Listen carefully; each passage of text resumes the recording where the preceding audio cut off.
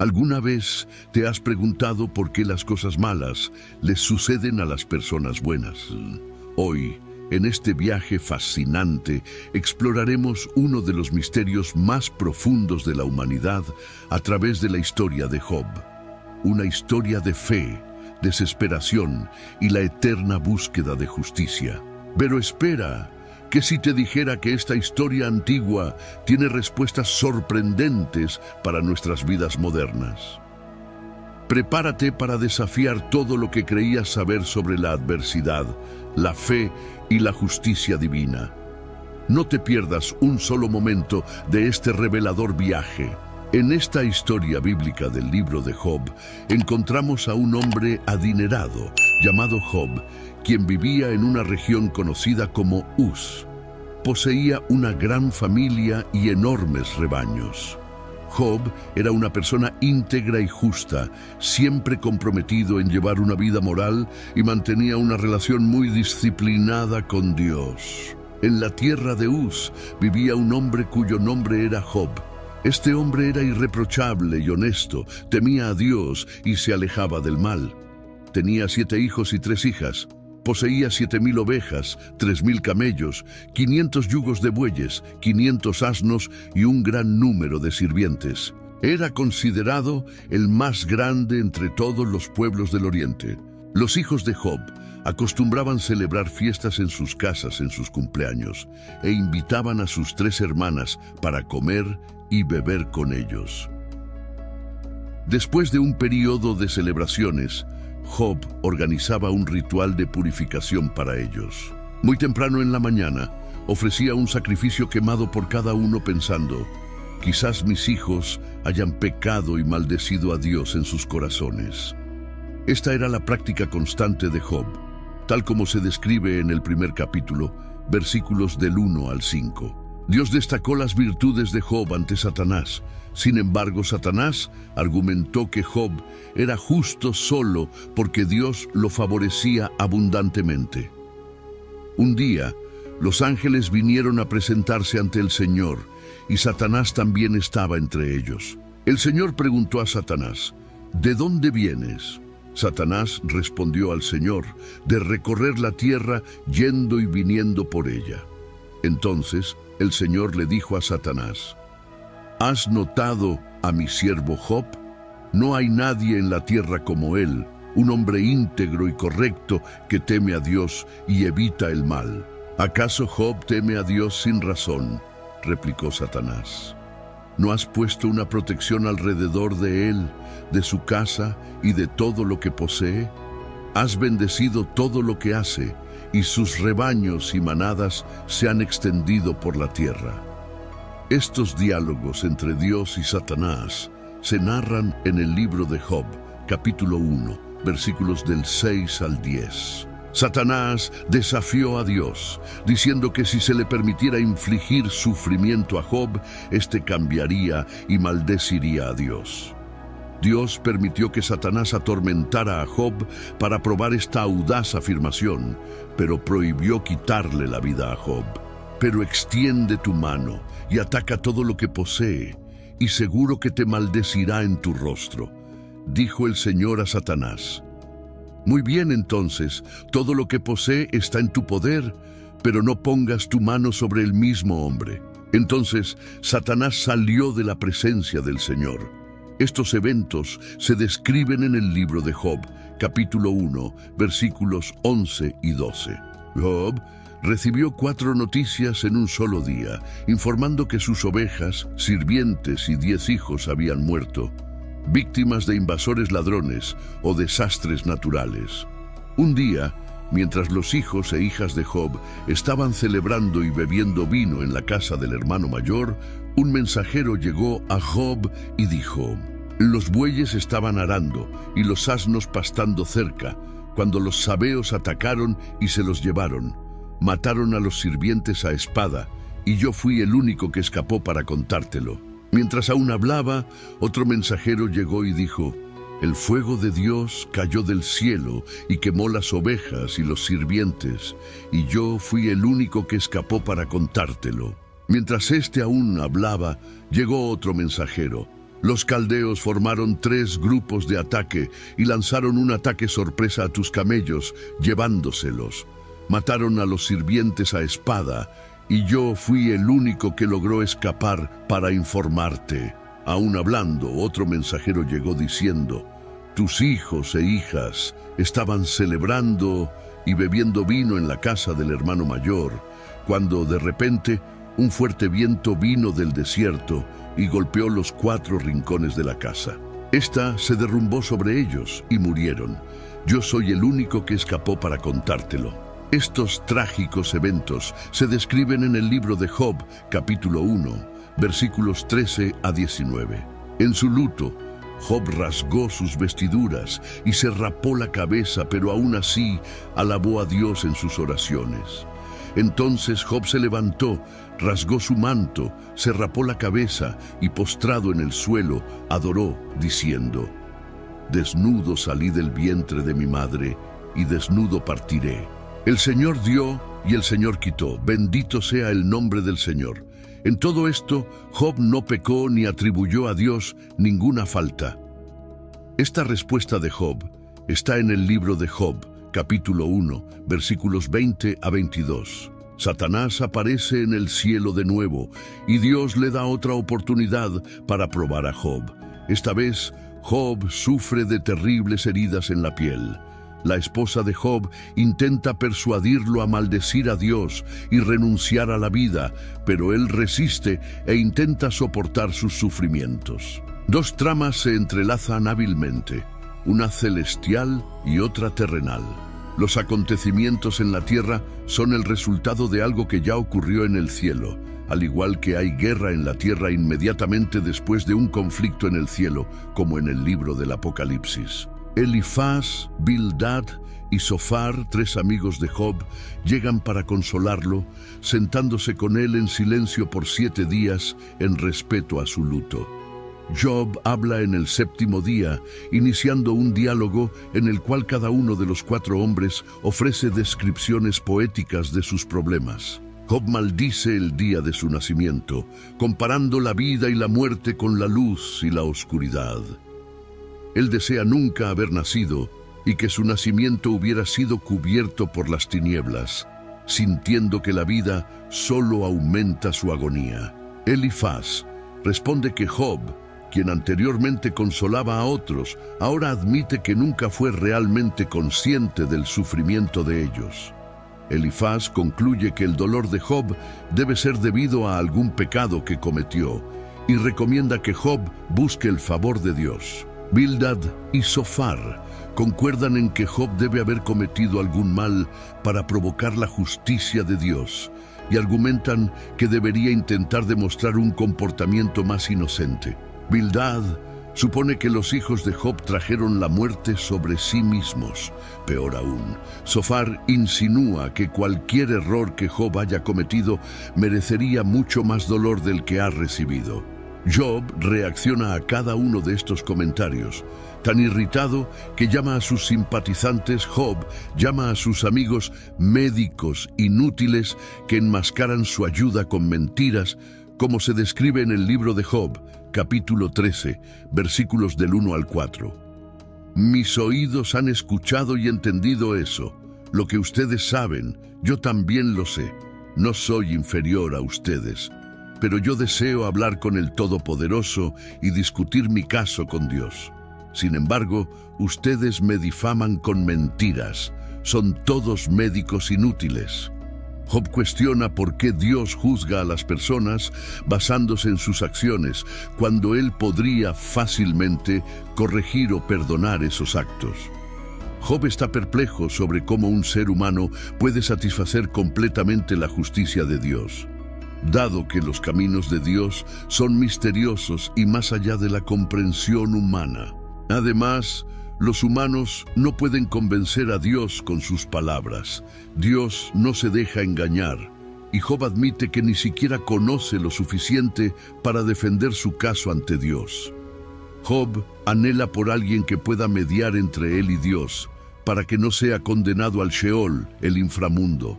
Job cree que en el cielo hay un testigo o redentor que atestiguará su integridad, como él expresa en el capítulo 19, versículo 25. Sé que mi Redentor vive y que al final se levantará sobre la tierra. Y en el capítulo 16, versículo 19.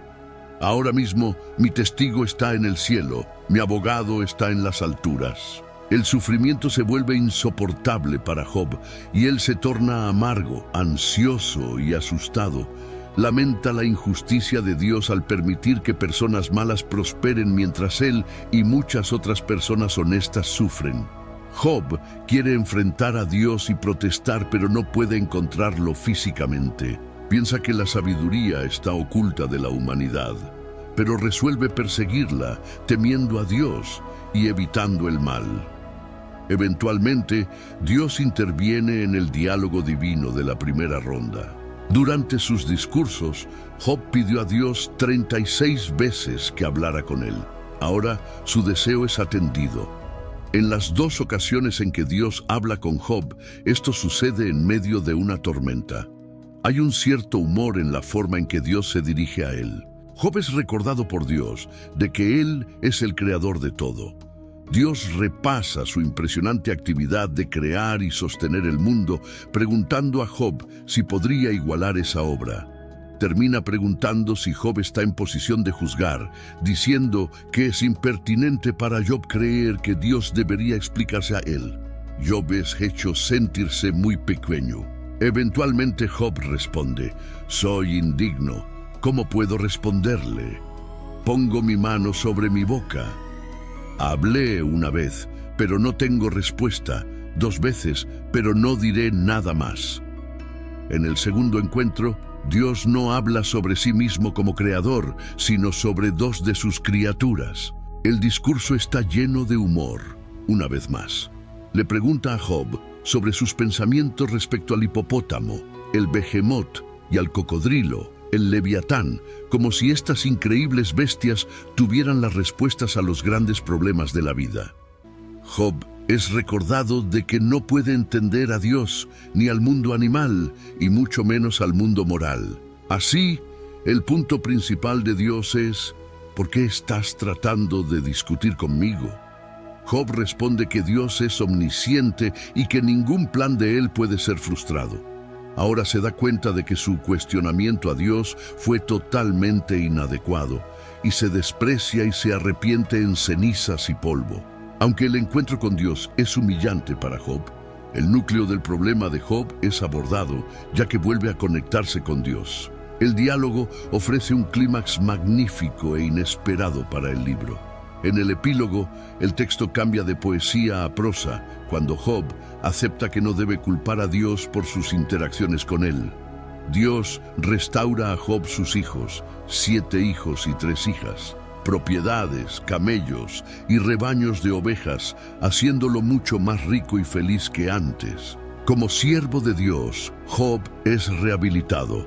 Por otro lado, los 3 amigos de Job son severamente reprendidos por Dios, quien dice que no hablaron correctamente sobre Job, indicando que no debemos citar sus discursos como si fueran verdades. Lo notable en las 2 rondas de Dios con Job es que él aún no responde a las indagaciones de Job y no le cuenta sobre su apuesta con Satanás.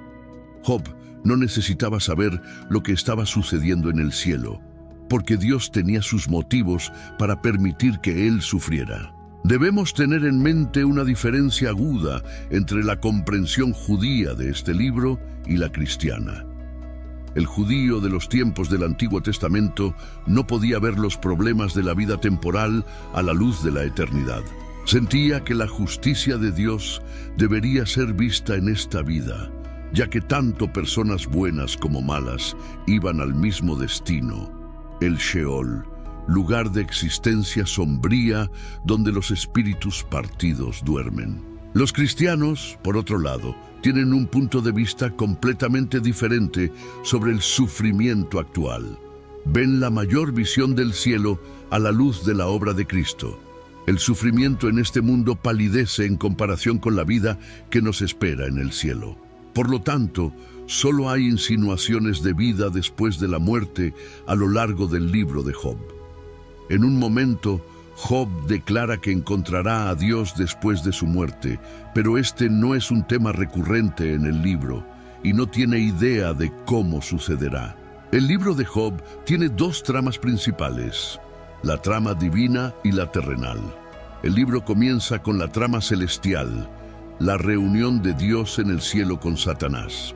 Satanás era un ángel cuya función era informar sobre pecados. Era el abogado acusador de Dios, que viajaba por la tierra para informar a Dios cómo eran los seres humanos.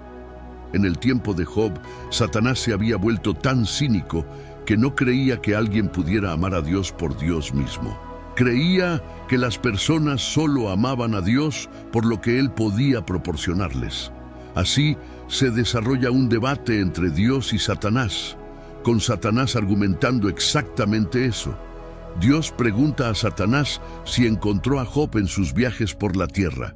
Job me ama porque me ama, no por ninguna bendición que haya recibido, afirma Dios. La respuesta de Satanás es cínica, argumentando que si Dios quitara las bendiciones de Job, él blasfemaría contra Dios, al igual que cualquier otro.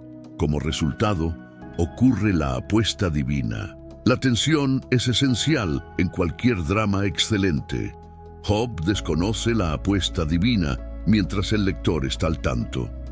La prueba sería inútil si él lo supiera. Este encuentro nos enseña valiosas verdades sobre Satanás. En primer lugar, sugiere que él no puede estar en dos lugares al mismo tiempo. No posee la omnipresencia de Dios. La trama humana, el debate entre Job y sus compañeros, ocupa la mayor parte del libro. ¿Por qué Job está sufriendo más que otras personas? Es la cuestión central abordada. Existen dos puntos de vista. A. Los amigos están seguros de que el sufrimiento de Job se debe a su pecado. B. Job está convencido de que no está pecando y protesta su inocencia. El intercambio está lleno de suspenso, ya que el lector sabe que Job tiene razón. La estructura de dos tramas del libro nos recuerda que nadie conoce el cuadro completo cuando se trata de entender por qué las personas sufren. Debe ser muy difícil defenderse cuando se está en tanta miseria. Además de la búsqueda de explicaciones, todos se enfrentan a una pregunta mayor. ¿Puedo seguir creyendo en un Dios bueno cuando todo parece ir mal? El libro de Job ofrece una respuesta a esta pregunta. ¿Cuál fue el mayor dolor de Job? Esto aclara la importancia de este tema. Fue una confrontación física. Estaba cubierto de heridas de la cabeza a los pies, cansado, exhausto y en dolor insoportable. Socialmente, debido a su apariencia física y al hecho de que la comunidad local estaba al tanto de su reciente tragedia, se convirtió en un paria social. La gente caminaba por el otro lado de la calle en lugar de hablar con él, mientras él se sentaba en un montón de cenizas en el extremo del pueblo. Hasta los adolescentes se reían de él. Mentalmente, enfrentó el dolor mental de no saber por qué estas cosas angustiantes le estaban sucediendo, especialmente porque parecía no haber nada en su pasado que lo indicara. Espiritualmente, su angustia espiritual era mucho peor que cualquier otra, ya que se sentía alejado de Dios. Job clamó, implorando a Dios que lo encontrara, hablara con él e incluso discutiera con él. Ese fue su verdadero dolor más insoportable. El sufrimiento es mucho más agonizante si creemos que Dios está lejano y desinteresado. Sin embargo, cuando Job finalmente logró hablar con Dios, las cosas no sucedieron como había planeado. Para los cristianos, el libro de Job puede verse en el contexto del Nuevo Testamento. 1. Dios permitió que Satanás provocara la muerte de Jesús en la cruz, con el propio Hijo preguntando, Dios mío, ¿por qué? Al igual que con Job, Dios no explicó por qué. Esto sugiere que incluso el Hijo de Dios perdió el contacto con el propósito de su sufrimiento bajo la intensidad del tormento de la crucifixión. 2. El cristiano entiende que la vida continúa más allá de la muerte. Los problemas del sufrimiento no necesitan ser resueltos en esta vida. Es interesante notar que en la versión griega del libro de Job se agregó un versículo adicional afirmando que él, Job, resucitará con aquellos a quienes el Señor resucite. 3. Esta esperanza de resurrección nos recuerda que habrá una reivindicación final de Job. Los cristianos creen que Jesús regresará para juzgar a los vivos y a los muertos al final de los tiempos. Algún día habrá una escena de tribunal donde Jesús se sentará como juez y todas las personas malas y piadosas que han vivido estarán ante su trono para ser juzgadas de acuerdo con sus acciones en el cuerpo. Por lo tanto, todo lo que Job anhelaba está a punto de hacerse realidad. La justicia de Dios será aplicada a toda la raza humana en una reivindicación pública de justicia. Al explorar la increíble jornada de Job, descubrimos que las lecciones de fe, resiliencia y justicia divina son más relevantes que nunca.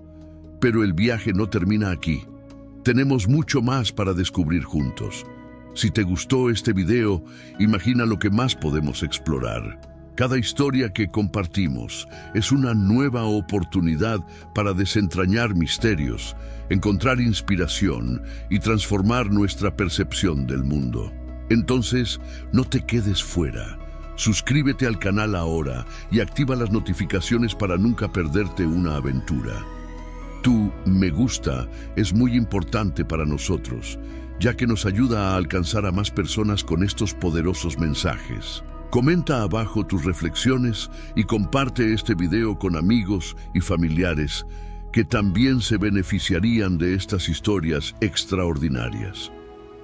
Juntos continuaremos nuestro viaje en busca de sabiduría e inspiración.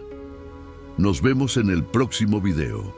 Mientras cerramos juntos otro capítulo, sé que algunas preguntas todavía pueden resonar en tu mente. Puedes estar preguntándote cómo navegar por las complejidades de la vida espiritual y desbloquear un camino de abundancia y bendiciones. El viaje es desafiante, pero no tienes que caminar solo. En los comentarios encontrarás una clave poderosa para esa puerta que muchos buscan abrir. El ebook Descubre la prosperidad con Dios, la guía definitiva para superar retos espirituales y vivir una vida abundante. Este no es solo un libro, es el fruto de años de investigación, experiencias y revelaciones profundas que ahora están a tu alcance. Imagina superar las barreras que impiden tu crecimiento espiritual y financiero.